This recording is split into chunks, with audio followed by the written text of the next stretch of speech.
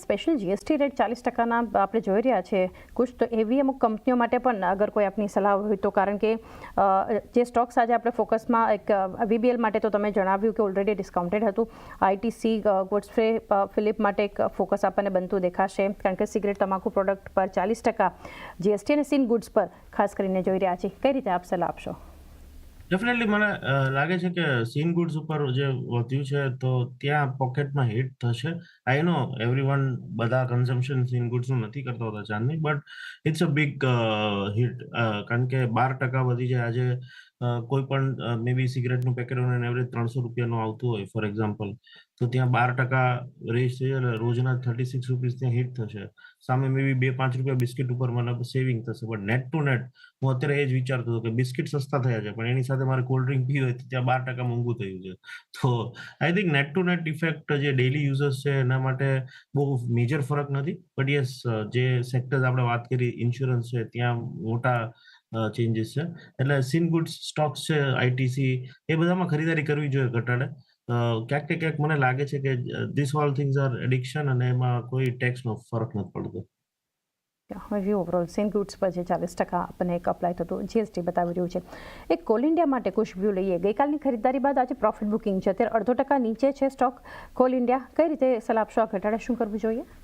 Definitely ઘટાડે accumulate. If you R investor, call India પહેલી વાત તો ચાને ઇટ્સ નોટ ફોર ટ્રેડિંગ, એટલે કોઈ પણ શોર્ટ ટર્મ ટ્રેડર હોય તો ખરીદવાની બિલકુલ સલાહ નથી. બટ લોંગ ટર્મ ઇન્વેસ્ટર જેનો વ્યૂ 5 થી 7 વર્ષનો હોય, કોલ ઇન્ડિયા પાવર સેક્ટરમાં થર્મલ પાવર રહેવાનું છે. Yes, we are positive on renewable, but thermal is always thermal. તો ત્યાં મને લાગે છે કે જે રીતે ડિવિડન્ડ પેઇંગ છે કોલ ઇન્ડિયાનું, તો આ લેવલે સારું એવું રિટર્ન પણ થઈ શકે છે. તો definitely call India long term investor હોય તો ખરીદારી કરો 5 થી 6 વર્ષના ગાળા માટે.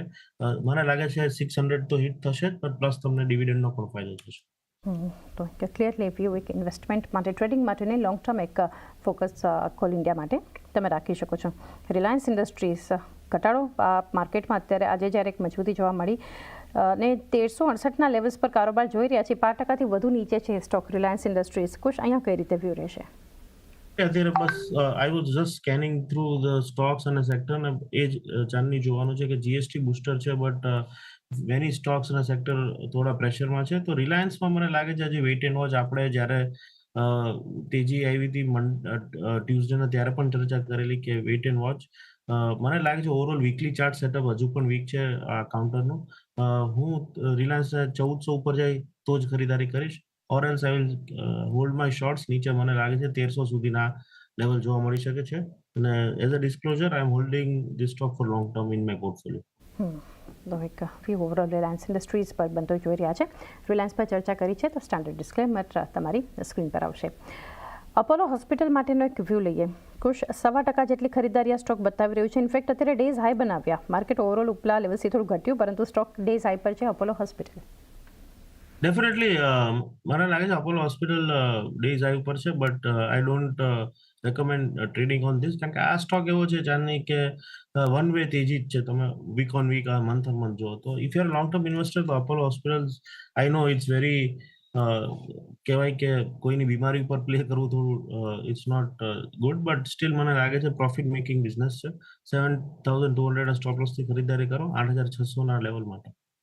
8600 એક લેવલ્સ જે છે દેખાઈ શકે છે, ખાસ કરીને અપોલો હોસ્પિટલ્સમાં.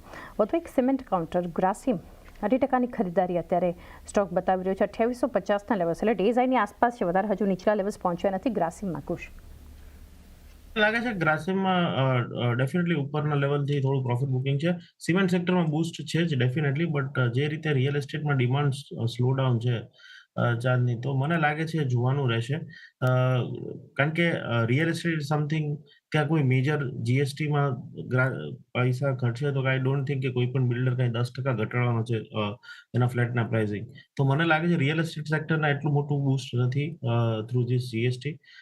નાનું એવું શિફ્ટિંગ છે. So anything related to real estate or ancillary to real estate હું આ લેવલે ખરીદવાની સલાહ નથી આપતો. ડેફિનેટલી અત્યારે તેજી છે, but wait for lower levels. 2600ની આસપાસ ગ્રાસિમ મળે તો ખરીદવાની સલાહ રહેશે. આસપાસ એક લેવલ્સની રાહ જોઈ શકો છો ગ્રાસિમ માટે.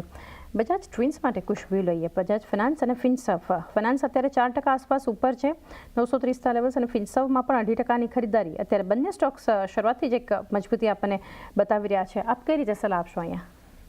ડેફિનેટલી અત્યાર સુધી આપણે જાણીએ છીએ કે there was a issue in income, પણ હવે એવું લાગે છે કે થોડું સેવિંગ વધશે because of this GST impact. તો લોકો લોન લેશે, મે બી ઇન્વેસ્ટમેન્ટ કરશે, ફિનાન્શિયલ એક્ટિવિટી વધશે. તો ડેફિનેટલી આ બંનેમાં અત્યારે વ્યૂ પોઝિટિવ છે.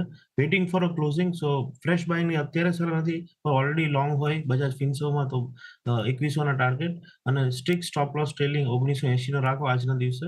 તો ડેફિનેટલી અત્યારે હોલ્ડની સલાહ છે બંને સ્ટોક્સમાં. બંને પર એક હોલ્ડ. ફિનસર્વ 1980નો સ્ટોપ લોસ અને 2100ના ટાર્ગેટ માટે હોલ્ડ કરી શકો છો. બંને કંપનીઓ પર એક હોલ્ડ માટેની સલાહબંધી જોઈ રહ્યા છે. ત્યારબાદ અમુક સ્ટોક્સ કરી રહ્યા છે, એમાંથી એક ઓએનજીસી પણ ધ્યાનમાં આવી રહ્યો છે. કુછ 0.5% દબાણ છે.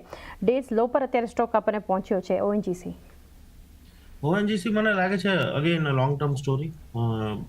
અત્યારે આ લેવલે ખરીદવાની સલાહ નથી, બટ થોડું ઘટાડો આવે તો ખરીદારી કરો.